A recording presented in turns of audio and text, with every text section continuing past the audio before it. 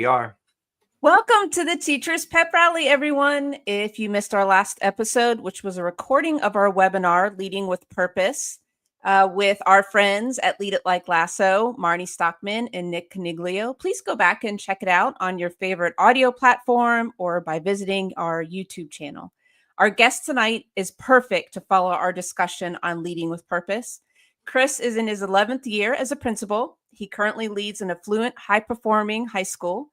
Before that, he led a Title I middle school. In total, he's been a building level leader for 22 years. That is awesome.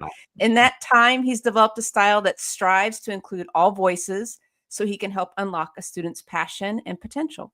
In doing so, he wants to challenge the status quo and bring joy to his work. We are so ready for this. Please welcome the educational leader, Chris Shear. Welcome. Hello. Yay, Glad to be Chris. here. Love it. So glad that you are here with us. So 22 years, that's amazing. Congratulations. Thanks. Thank you.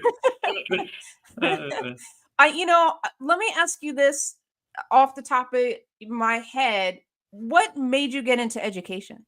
That's a good question. So I grew up, went to high school in the golden age, is what I say, in the mid 80s, 85 to 88 is when I was in high school, and back then, and we'll talk about some of this tonight, but back then, life was very kind of A to B to C, connect the dots. Like there wasn't a lot of options. You did a certain thing, went to high school, did well, went to college, got a job, whatever. And back then, everyone went to business school. And I have an uncle who's a venture capitalist that was very successful. I kind of looked up to him. I want to be rich like you, all that kind of stuff. So, and my mom was in banking. So I went to school and pursued a business degree. I have a degree in finance and got out and started interviewing. And I'm like, this is horrible. Like, these people don't seem like they enjoy what they're doing. This doesn't seem great. The economy wasn't great. It wasn't a good time to get a job. And so I never did anything with it. And I moved to Atlanta with a good friend. I had been waiting tables in college. I continued to wait tables. It was the run up to the Olympics. So Atlanta was kind of a fun place to be. So I wasn't really doing a whole lot responsibly. And then I met my wife and I'm like, waiting tables is not a career. So then I started thinking about what I wanted to do. And I've got a lot of family in education, teachers, administrators, and they've always been like happy and fulfilled and all this kind of stuff. So I went back to school to get a history degree because I thought I was going to be a college professor, the corduroy jacket with, the whole thing. And I got close to a professor and he said, if you want to teach, college is not the gig. That's not what we do. We research, we write, teaching is just something we have to do. And Georgia State at the time had this new program where I could go use my history degree and get certified to teach and get a master's at the same time. So that's kind of how I fell into it. Taught at the middle school level, for a handful of years, but always knew I wanted to get into leadership and the administrative side of education, not really the teaching side. And so that's where I've been for, like you said, 22 years now, leading at the building level. Gosh, that's amazing. And I think it's great because I know that there's got to be other things that you've also done because we all wear many hats and no matter what role we're in education, but as a administrator, it's nice to hear when someone kind of has an understanding or a different perspective in those different parts of education. Sure. Yeah, and I think for all three of us, actually, Chris, all three of us really didn't start out in education. So I think that's interesting too. And I think that's common. I've got, I'm fortunate to work in a district that's got a charter, so we can kind of be a little different in our hiring practices. And so I've got a handful of people at my school that, kind of came from the professional sector and did other things, and education was this secondary thought or something they always wanted to do. And now they've got the opportunity to do it. So, I've got, a few people that didn't go to school for this, so that's interesting as well. So it kind of makes a nice segue into what we want to start talking about. And that is in the year 2024, what is school, right? Mm. Like, how would you define what we see school is currently? And then we'll kind of move along maybe and talk a little bit more of like, is this really the way that it should be going? Right. I mean, in a lot of, I mean, it's a weird thing. So, I talked about when I went to school, like I was in high school in the mid '80s, and in a lot of respects, we aren't a lot different. So whatever that's been 35, 40 years down the road, much of what I go in and see in my classrooms, especially in the core classes, is exactly what I experienced as a student in 85, 86, 87, 88. So on some level, I'm kind of like, is that okay? Is that not okay? Like that, it seems like something should have changed over the course of the last 3 or 4 decades. But on the flip side, we've got this whole kind of side of CTAE pathways, that kind of stuff, which did not exist when I was in school at all. There were a group of kids that would leave every day at noon for the VOTEC school that my district ran, but that was more kind of what you would think of as vocational technical education.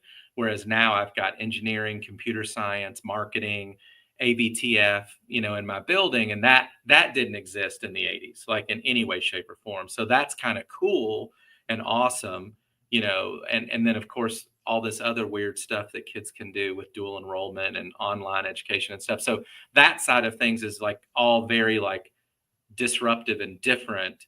But as it is, if someone were to come from outside inside, I don't think their experience would feel a lot different than what they experienced 20 years ago, 30 years ago, 40 years ago, 50 years ago. And the concern there is, I know, like I said before, it was A to B to C, 1 2 3 in the '80s, as far as everything being very black and white and spelled out. And I know now out there it isn't. Like it's all very, you know, kind of interesting because people can just make something up. And if they can convince enough people that it's got value, then they can make a living doing it. And that didn't exist in the '80s. You could not do that in the '80s. And now, I've got kids here and I say it to them all the time, like, you're done, you're good. Like, you don't need to go to college. You've got, a skill that people will pay for. You just have to figure out how to market yourself. Right. Wow. And that really wasn't an option for me. But it is an actual real option for many, many kids today. And so that's a lot different. But again, I think, you know, ultimately, school isn't as different as it should be, in my opinion. I feel like it should be, look different, feel different. The experience should be a little different than it is. And I think that's where the kind of rub is, or the disconnect, or, maybe we're not serving kids as well as we should, kind of conversation.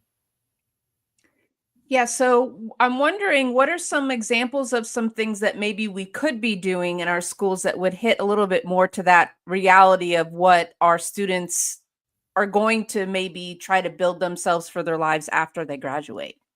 Yeah, I mean, so I think, on one level, there's this idea of internships, experiential learning, some real, I don't know about deep dive necessarily, but something that the kids do, or are free to do, during the school day, where they go out and maybe pursue something they're interested in, or see something that they're interested in, and to see what the reality of that is, and how you get there.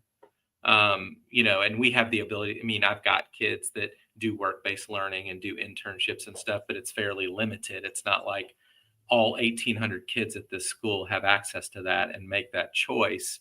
And then the other thing I think about, and I don't know what this looks like, but my CTAE department uses design thinking as their framework for all that they do.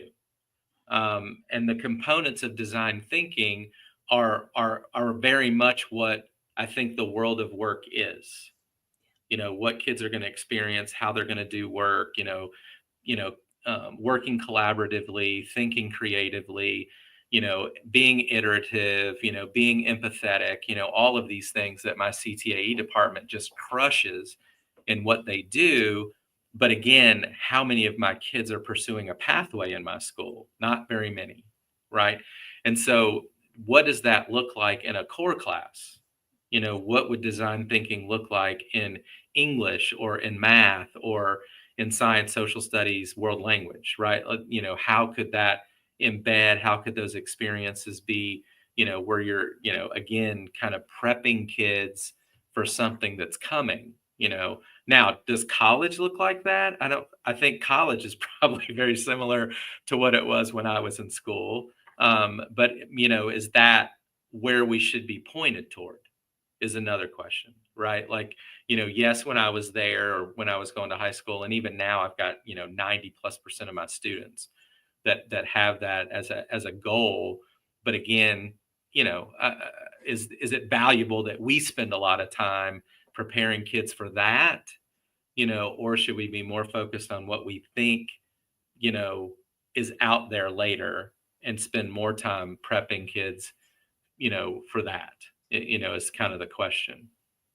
Yeah, like critical thinking, Hmm. having conversations, even if they're uncomfortable with other people, Hmm. navigating through conflict, Hmm. or as you mentioned, designing an idea and kind of seeing it through to the prototype. And then what does Hmm. that look like after it's been implemented? Those kinds of things. Yeah, I mean, in this information age that we live in, we all have these phones that are these supercomputers. It's like, why? My question is, why are we teaching some of this stuff to kids? When I was in school, I had to remember that stuff. There was no other way. Like if I didn't have it here, it I couldn't find it anywhere unless I went to the library. I'm not going to do that, right? Or your parents had the Britannica Right. collection. Oh, Right. Right, right. The kids don't, I mean, in 5 seconds, they can get anything they want, but yet we still teach this stuff to them. Like they need to know it, they've got to memorize it. Like, and that's not really that's not what we should be doing. Like we shouldn't be in this kind of finite knowledge stance because we're in this infinite knowledge world, right? And so, again, another thing to do that is, are we teaching kids how to use resources or test the veracity of the resource? Because they do have access to a lot of stuff, and a lot of that stuff is garbage. But they assume because it's on the internet, it's all true, right? They haven't been taught how to say, oh, that's not a good source, or that's not a good source, or how do I use these sources to solve a problem? How do I pull all this stuff together, to get to another place? What does that look like? And part of it is that acceptance of failure. It's not really failure. You just failed at the first step. Now we're going to the second step. And teachers don't like doing that. Like there's a cutoff. Like we're done. Unit 1 is done. Right now we're moving on to unit 2, and that's not reality. Like that's not how things work. So there's just a lot of things that we do traditionally, formulaically, that isn't what I think things are. But it's hard. I mean, it's difficult. Like I don't have the answer. I don't know what it looks like necessarily, but I think there's opportunity for that. And at my school I would certainly be like, sure, test it out. Like, let's see what that looks like. It's going to be messy, but I don't care. Let's just see what some of this might look like, right? Yeah, and I'm also kind of thinking about when it comes to grading even, right? Like maybe we think about what's the purpose of what we're trying to do, depending upon the subject matter, the lesson, the types of assessments. So, do you have any thoughts on even that? Like, you kind of mentioned I like, have I oh, have lots of thoughts on like, grading. right, like Like we're done with this unit. Let's move on. Like, there's right. no more time to or space for you to learn any more or relearn something. Like that just seems Yeah, I mean, silly. in a lot of regards, the system has just destroyed learning, that word, right? So, because of, again, trying to go to college or whatever, it's just about numbers, and so this 98 is important or a 97 is important, which means nothing. Like a 98 really doesn't tell you anything. It gives you a feeling a good feeling, like, oh, 98. But when you look at 98, like, what does that say? Do you really know 98% of the curriculum? Like, probably not. That's probably not what it says, and anymore, kids and their parents too don't care that I really learned anything, because that's not how the system is set up. That's not what we're doing. If you're pursuing a number, you're not learning, you're just trying to get the number. And for some kids like me, when I was growing up, and my own personal children, like, they're good at that game. Like, they understand the game, they're school proof, whatever. Like, it's easy for them. Like, oh, I get that, right? But for a lot of kids, they don't understand how that game works, and it doesn't work well for them. But who can, like, what does it say anyway? So you got an 82 or you got a 76. Like, I don't know what that means. I know what it makes you feel like, garbage in some respects, which isn't good. So that, it's that learning thing. It's competency based learning that we talk about. It's standards mastery framework that we talked about, that is iterative. It is allowing kids to learn when they learn and give them the grade when they learn it. And teachers, like, cannot wrap their head around that. They're like, what? Like, we were done on October the 12th. You're saying on December the 15th? I'm like, yes, that's what I'm saying. They're like, nope, I don't understand that. Like, we're not doing that. Cannot compute. Like, that's not fair. That's not fair to the kids that learned it on October 12th. I'm like, I don't care about fair. Is it equitable? Like, can we have that conversation?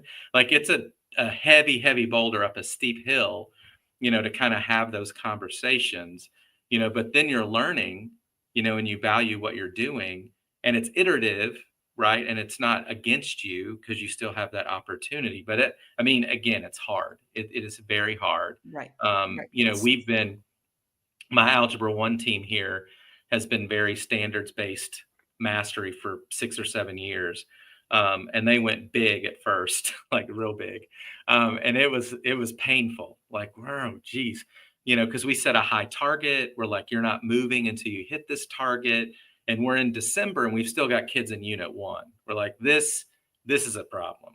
Like, okay, let's rethink this. It was good, but it was like, oh, like, this is, and we're managing kids all over the place, right?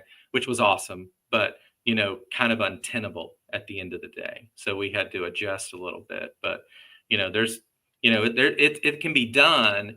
It's just having people that want to do it, having a district that's going to support you doing it. Parents, can they understand it? Can you talk about it? So, grading, very complicated. It's not a fun conversation, something that we haven't figured out. You look at, Marzano's work, and moving to something more like a Likert scale, however you say it, which is more equitable, but no one understands that. Like, what's a 5? Like, or what's a 1, right?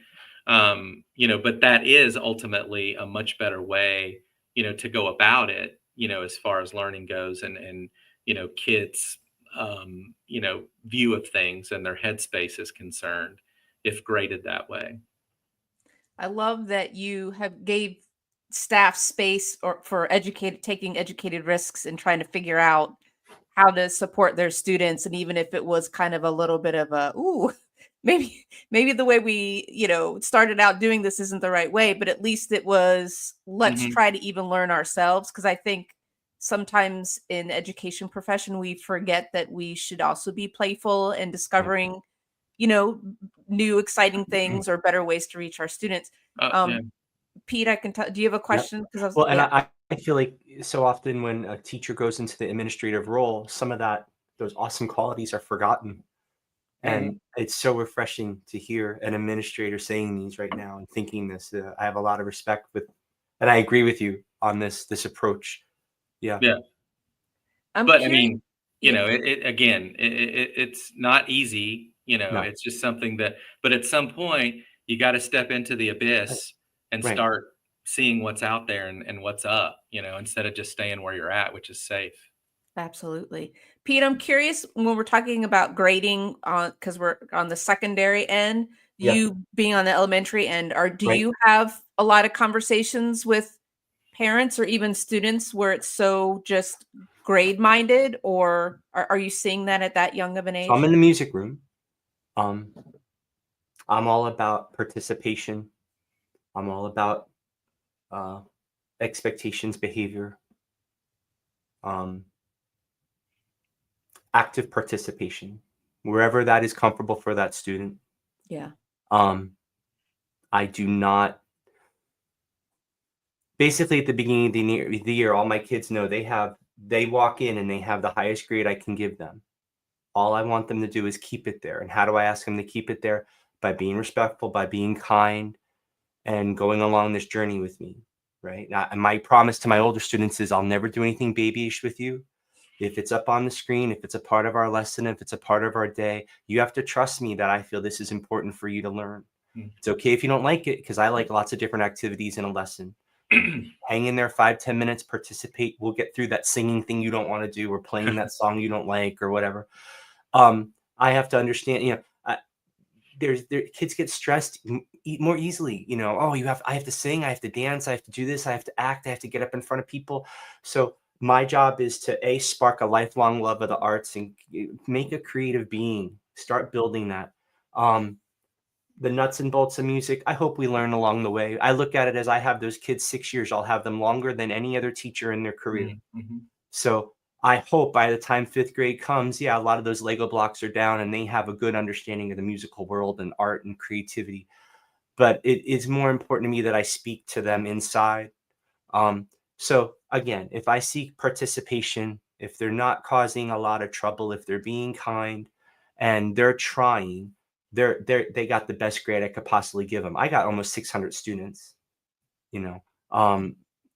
At the same time, I do let people know, oh my gosh, he hasn't done this, he hasn't done that. We have these problems. He's discipline issues or behavior issues or whatever. Mm-hmm. And I really try. And I feel like that my room is the room that a lot of those kids that other teachers say, oh, this one acts up. This is my place, is the place for those kids to find themselves, to Yeah. breathe, let it out. Yeah. Let's move around, you know. So people say, oh, your classroom's pretty chaotic. There's a lot of energy. Yep. If that's what that class needs, if that's what that student needs, sometimes those classes don't need that. Sometimes they need us to pull it back a little bit. Let's chill out a little bit. So I read the room. We get to the finish line. I make sure they're learning, but more importantly, I want music and being creative to be a part of them. Mm-hmm. Yeah, that's great. And then you're allowing also for them to kind of learn also what it means about a grade. You know what I mean? And Yeah. your response to it, or their parents' response to it, of how how seriously they should take something or not. Most of the time, I let them grade themselves. On the way out, they'll do evaluations for me, and they'll grade themselves. We have a 3-2-1 system, and da da da da. Are And they I'll say, tougher on themselves, you think, than you are? well, so I say I need you to be honest with yourself. But if you feel like you're giving yourself a 3, and I think you deserve more of a 2 today because you gave me a bloody nose or something, we're gonna have to sit down and talk this out. But I do like giving them the voice because and when grade time comes, there's no surprises. But gosh, Mm-hmm. I just want them to sing and Yeah. enjoy music. So There's such a heavy presence when you think about a student who wants to go to college, wants to or needs to, depending on whatever their next step is, right? Mm-hmm. That grades, the colleges have pretty much put that stress of grades. And so, Chris, I like you use the term, I think you said, with your kids being school proof. Like I love that idea of Yeah. like they know how to work through school and what they need to do to get whatever it is to Mm-hmm. get what they need. Yeah. So what about the kids who that's not maybe the right path for them? What are your thoughts, and how can we as educators support students or rethink what we're doing in our schools for Mm-hmm. those groups of kids? Yeah, I mean, those are the kids we're not serving. I mean, we're just missing them, and they're a small number here at the school that I'm at. But I mean, I can only imagine what it feels like for them when they walk in every day and they're like, this is not connecting. This doesn't make sense. Like, Why am I here? and I've got a good friend that's in the HVAC industry. He's a salesperson. And so he pushes me hard all the time about the trades because he doesn't have enough, technicians and can't write contracts and stuff like that. And so that's a huge opportunity for us. And it is getting better. I mean, here in the Atlanta metro area where I am, there is that opportunity that exists. If a kid has done so much, they can kind of finish their high school diploma in a more accelerated way. I think they do like 9 credits or something like that. They finish it in about 2 years. And then the last 2 years of their high school kind of experience is their training. I've got a lot of kids that want to be welders and things like that. And so, they leave me, like they withdraw, they get into that program. But then when we've done that, the light that is feeling now, like the weight that's off their shoulders, like it's all of a sudden like, oh, now I'm going to do something that makes sense. Like this didn't make sense at all. Like this is not working for me. I've got this kid. One of the other things we do, because my head counselor kind of came from the world of trades, so she does a lot to kind of expose kids to that. Every kind of winter around January, February, we take a group of students to Georgia Power. And so Georgia Power does their whole spiel on their internship, which leads to a job and how much they're getting paid and the benefits and all this kind of stuff. And again, it's one of these kids last year that is like, even though he was here for 4 years and he graduated, none of it made sense, right? It was a grind. And this kid is totally new because he's come to visit us like 3 or 4 times since he left. And he did the Georgia Power thing. He finished his internship. He's got his CDL, like he's getting ready to be a lineman. And he rolls up in here with his uniform on and he's like, when am I going to get to talk to kids? And this is great. And I'm like, who are you? Right. Because in the past, I'm like, I'm not going to let students anywhere near you. Like, what are we talking about? But now he's like, there's more. Like this makes sense. I'm making good money and I've got benefits and they're paying for education and training and all this kind of stuff. And so it's just, it's lining kids up, in these opportunities. And sometimes like here, that's hard. Yeah. Right. It's like, in this community where it's 4-year school, go to the SEC, that's what I did, and it's like, that's what percentage of kids is that really for anymore? Especially when it's as expensive as it is, how appropriate is that ultimately? And, there are better pathways. There's a girl I know really well that's a senior that wants to go to cosmetology school. Her parents are cool with that, but she's going to graduate from high school. It's like, did she really need to do that? I mean, I guess she did, but, she's ready to go. As soon as she graduates, she's enrolling in that program. It's going to take whatever it takes. And then she can go work at a salon, a spa, doing whatever she's going to do. And she's hyped. Like she's, very excited. All of her friends are going to a 4-year college. She's like, have fun with that. That's not for me. And all of her friends are supportive of her. Her parents seem to be supportive of her. So that's great. But again, it's us knowing that we've got, I think in a month or so, we're hosting a career fair, in our media center that is more about the other things. We've got, military recruiters that come for the cafeteria quite often. And we have kids that enlist every year because that seems to make more sense for them, not going to an academy, but enlisting. So, I'm starting to see some traction in not doing the traditional thing and doing what's right or what makes sense or what feels better. And everyone seemingly being okay with that. In the 7 years I've been here, I've seen a huge shift in the right way toward, kind of accepting that and seeing that that's cool. Like you do you, that's awesome. Like, good luck with that. That's cool. Mm-hmm. To me, that's the exciting part, right? Is working in a building and knowing that you have this student body, and why not use, especially in high school, those 4 years to really have fun and let the students explore what Mm-hmm. they might want to do. What's their Mm-hmm. passion? What are they excited about? Because you're Right. right. I mean, statistically, and I can't believe I'm using math, but statistically, you have to think about, because the English teacher here, what's the percentage of students in a building that are not going to want or can go to college? Like, you know what I mean? For us to just make the assumption that it's in this growing. brick building, everyone should be able to go to college is not real, or want to is not realistic. It's just Mhm. not. Well, I mean, I just think at a minimum, the cost has just made it Right. more of a calculation now. Like when I Yes. was growing up, it's like, whatever, like we're fine, right? But now it's like, we really need to look at this, Right. and I even ask those questions, when I talk to kids, it's like, where do you want to go and what are you going to study, and when they're going out of state and they tell me certain things about what they're going to study, and I'm like, huh? Like you're going to spend, or your parents are going to spend $50,000 a year for you to get that degree? I'm Right. like, that doesn't sound wise to me at all. Like that's just not, there's no return on investment there. Like that's not like, I don't get it. I don't get it. And really outside of, Excuse me. something that's really technical, I question it anyway. If you want to be an accountant, an architect, a doctor, an engineer, please go to college. Please Right. go to school, right? Anything else, I'm kind of like, like because I have a business degree. I, in all honesty, I don't know that it's necessary to have a college degree to go be successful in banking or finance or anything else. Like those organizations can put you in some sort of internship, kind of experience, train you for 6 months, 12 months, 18 months, whatever it takes. And I think most people can take that and run with it and be successful, right?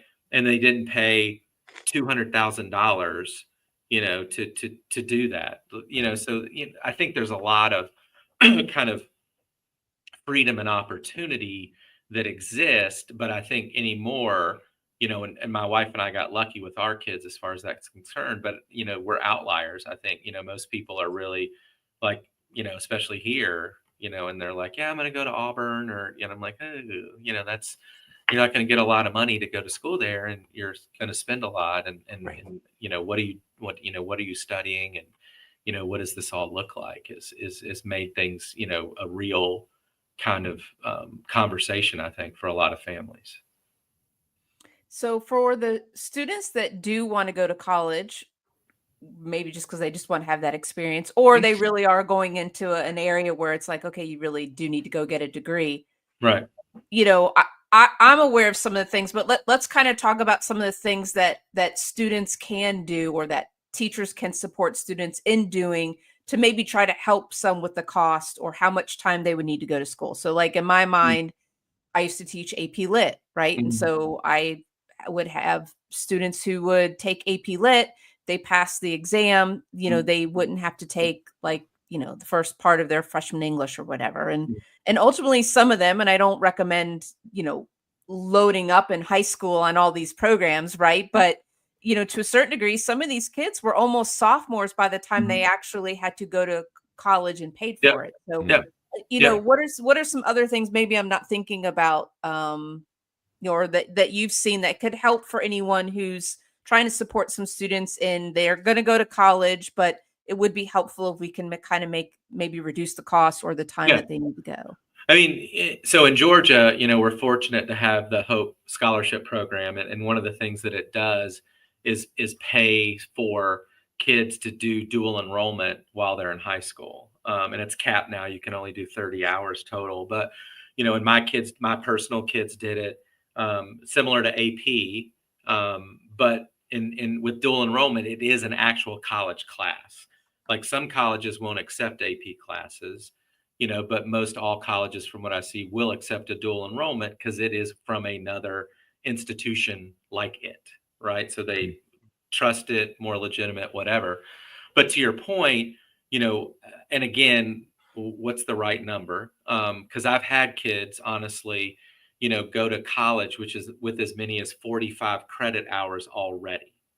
So they step in second semester, sophomore year, Wow. almost in their major already. Like they knocked out like all the gen ed kind of garbage classes and are jumping right into their engineering degree or whatever it is, which from a cost standpoint as a parent is great, Right. right? So you just saved half of your college expense, maybe something like that. But, so I think there's value to that, right? It certainly helps economically.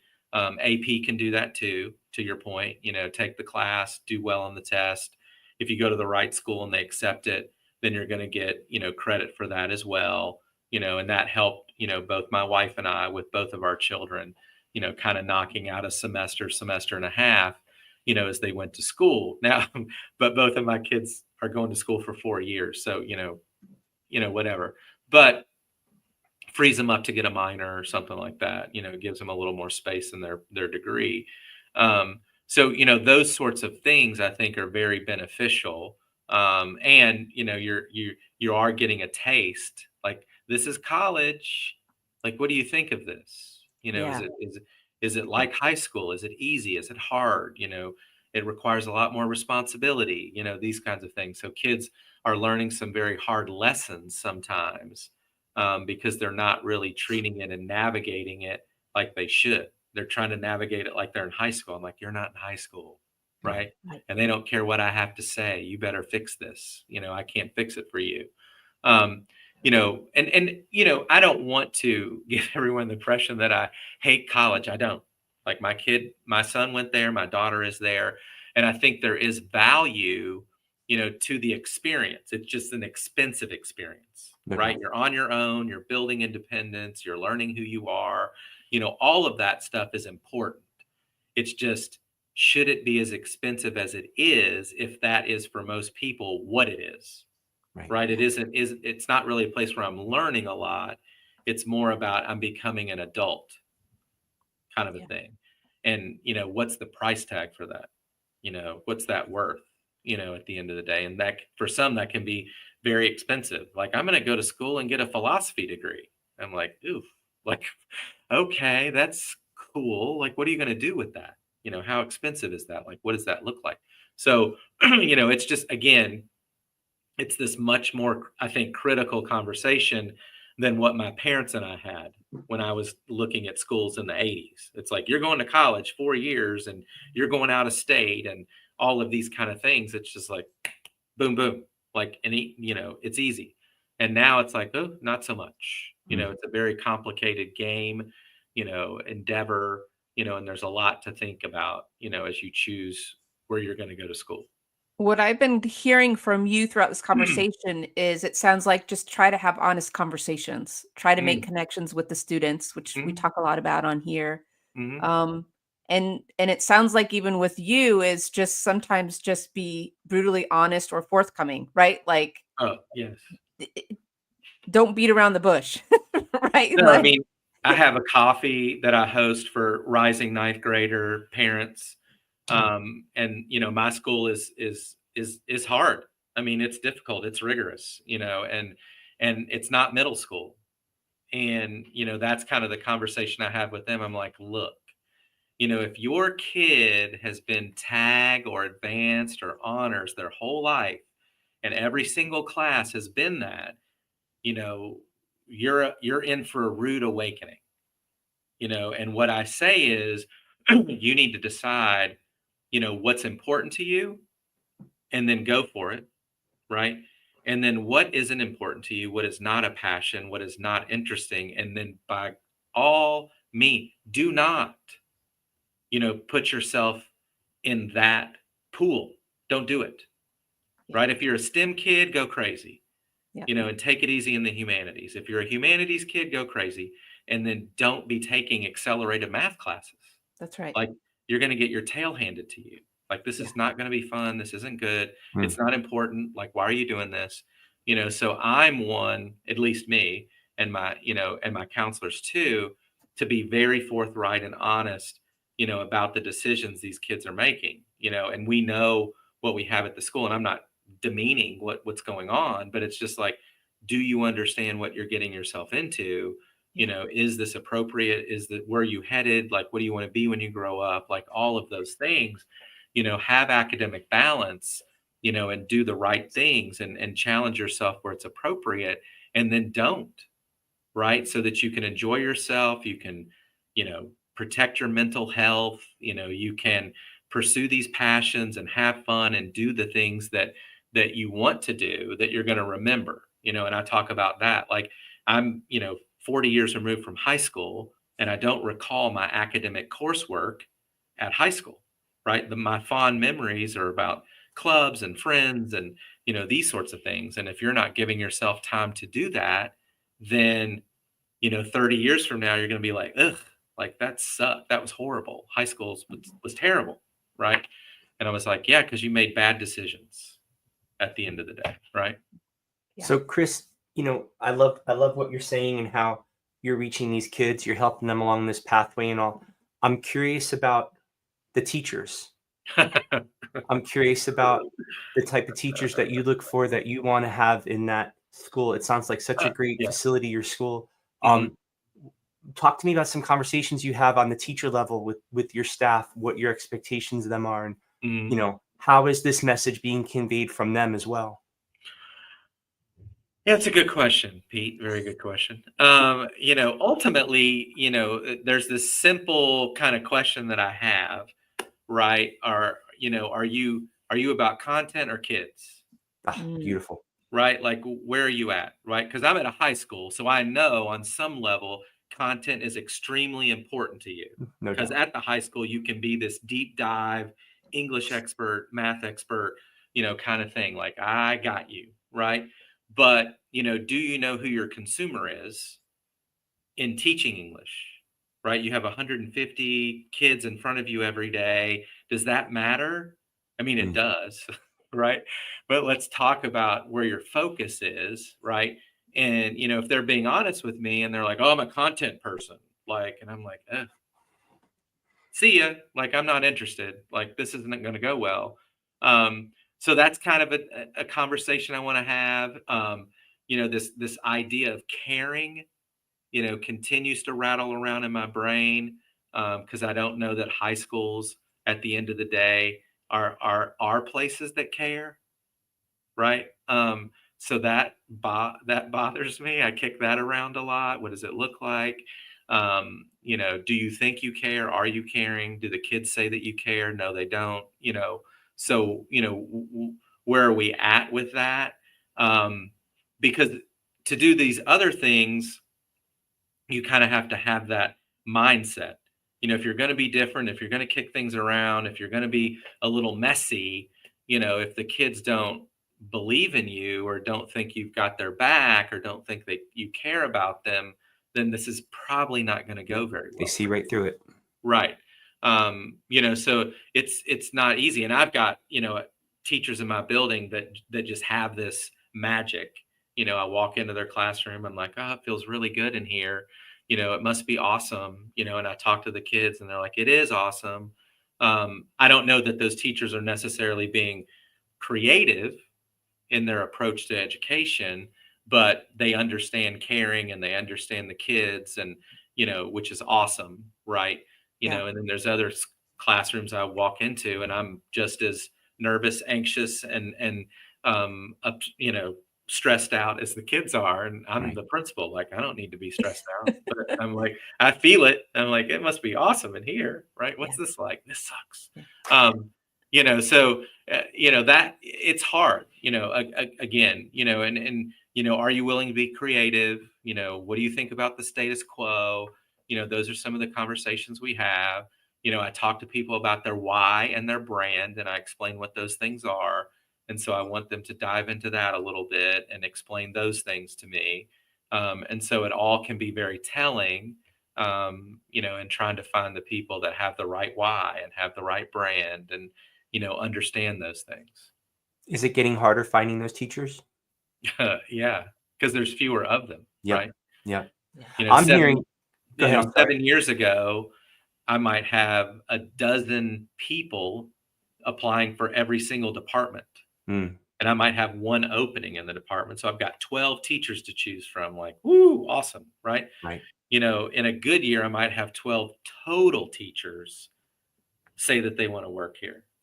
Mm. Again, I don't have a ton of openings, but the competition, because there's a lot of schools like my school, right? So, they're going to be interviewing the same people I'm interviewing, so what am I selling them, that they want to be here, and that kind of thing. So it is getting harder and harder. Yeah. Beautiful. Yeah. So I'm curious, Chris, we ask everyone that comes on here this question, and I really am looking forward to hearing your answer. Is there a teacher, a coach, or a Mm. mentor from your childhood that, just, was a positive influence, or just a story that you've never forgotten that you'd like to share with us? Yeah, I mean, so there was a high school teacher I had. His name was Mike Barron. He taught social studies and sociology. So he was a new teacher, and we were in, and he was like, "Would you be interested in sociology?" And we're like, "Yeah, that sounds cool." And so for us, for my class, he created this sociology class for our senior year. So I think I had him for 2 or 3 classes in the years I was in high school. And the thing about Mike was, or Mr. Barron, I should say, he was someone back then that was, very relatable, very authentic and very human. And I didn't have a lot of teachers like that. You know, he was young, back then, if you think back to it when I was in school, like all the teachers were old, like all of them. Like here, I've got tons of young teachers. I'm like, that didn't happen when I was growing up. Like it felt like every teacher I had was like 70 years old, right? Mm. Old, right? Very Yeah. strange. But Mike wasn't that. It wasn't like he was fresh out of college, but he was a young guy that we all appreciated and could relate to, and he tried to relate to us. He tried to be funny, all those kind of things. He tried to be interesting. He was a coach, all of that kind of stuff. And that, struck me. And so as I got into teaching, was going to start teaching, then I started to think back to, what were the experiences I had? Who were the good teachers or bad teachers that I had? Because I had a lot of those, especially in social studies.